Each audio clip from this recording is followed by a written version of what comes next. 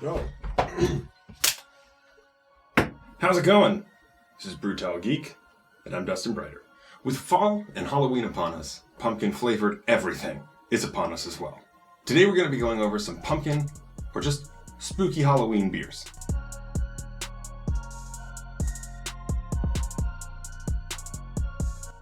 Here we have Night Owl. Night Owl is brewed by Elysian Brewing. In addition to the pale, Munich, and crystal malts, which make up the malt profile for Night Owl, each batch is brewed using 150 pounds of pumpkin. Pumpkin in the mash, the boil, and the fermenter. And it's also brewed using green and roasted pumpkin seeds. Horizon hops are used to bring a balance and a little bit of bitterness into the mix. Some of you may notice that I very heavily favor a tulip glass for tastings.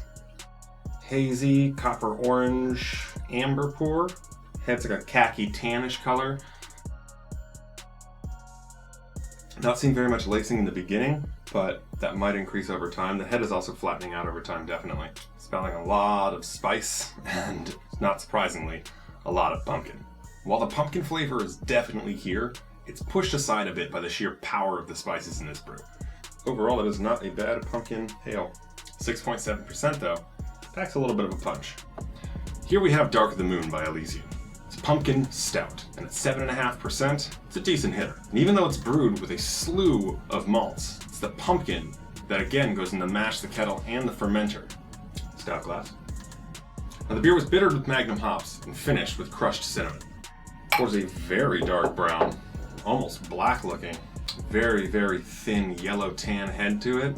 Much less retention than a regular stout. A little bit of lacing on the sides there, if you can see that.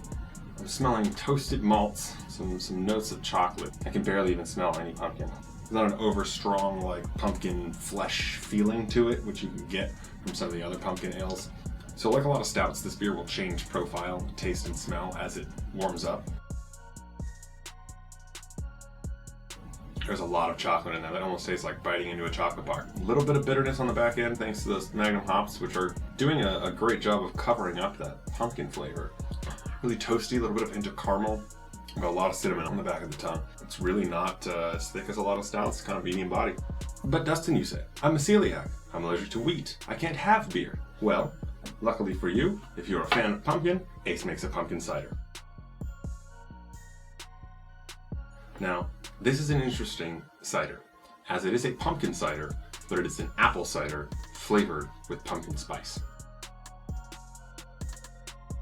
It's very easy to tell that this is an apple cider flavored with pumpkin spice, as it pretty much tastes like a green apple cider with allspice in it. I think a lot of beer fans will think it's a little bit too sweet. This would probably be really, really good mixed into a cocktail for Halloween, or like a Halloween punch bowl. Yeah, if you're gluten-free, don't like beer, or just a sucker for sweet drinks, Ace Hard Pumpkin Cider might be for you.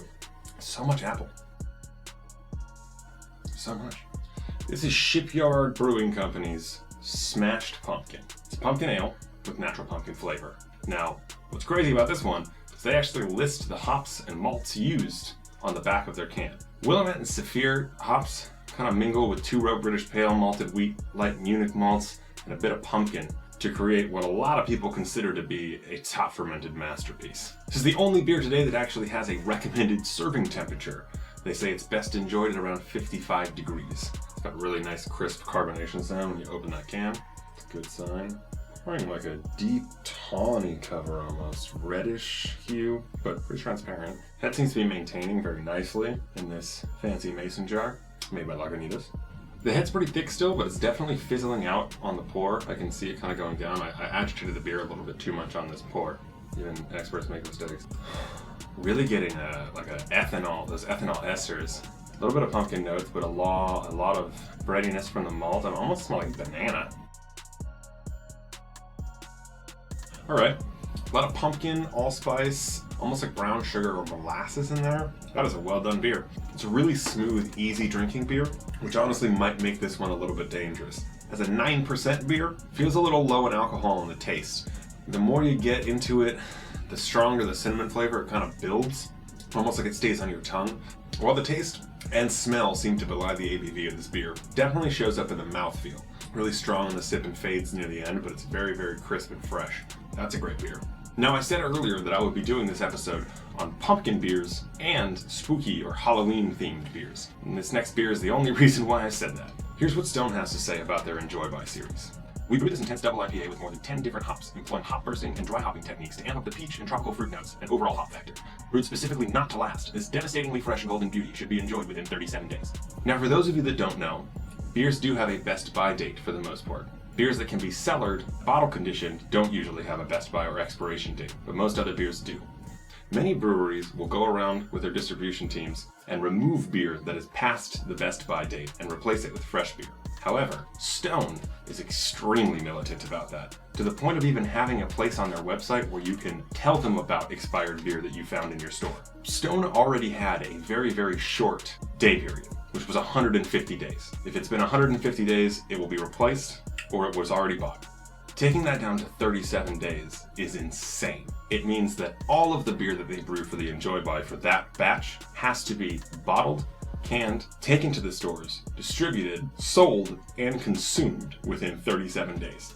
By far the shortest period of any beer or any brewery. Now, I said before that they use 10 different hops in this. Nugget, Super Galena, Simcoe, Delta, Target, Amarillo, Cascade, Galaxy, Citra, Nelson Sauvin, Matuka, and Helga. That's a lot of hops. Really, really sharp exhale of air, but not very long, not too much carbonation. So, really light, clear golden hue with a small bit of haze that diminishes as soon as you pour it. The head is thick and off-white, and it's kind of slowly dying in large pockets to probably gonna settle out as a thin skin across the top. There's a lot of strands of lacing already before I've even taken a drink. Now, as you can see, they used a jack-o'-lantern for the gargoyle this time, so Halloween. That has something to do with me wanting to drink a 9.4% IPA. There's a very strong smell of pine, fresh cut citrus, tropical fruit. I use citrus wood a lot at my campfire, so that might be a strange thing for people to know. A little bit of solvent. There's a lot going on in this.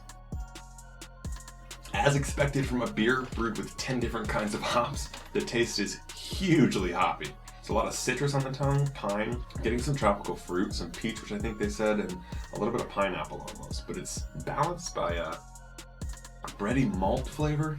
It's got a very pointed, bitter, almost grapefruit-like finish. You get the pine throughout the entire taste. Probably a slightly below average carbonation.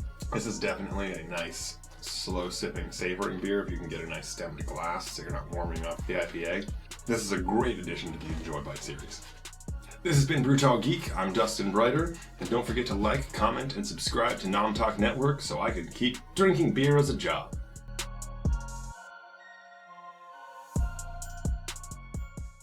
Happy Halloween.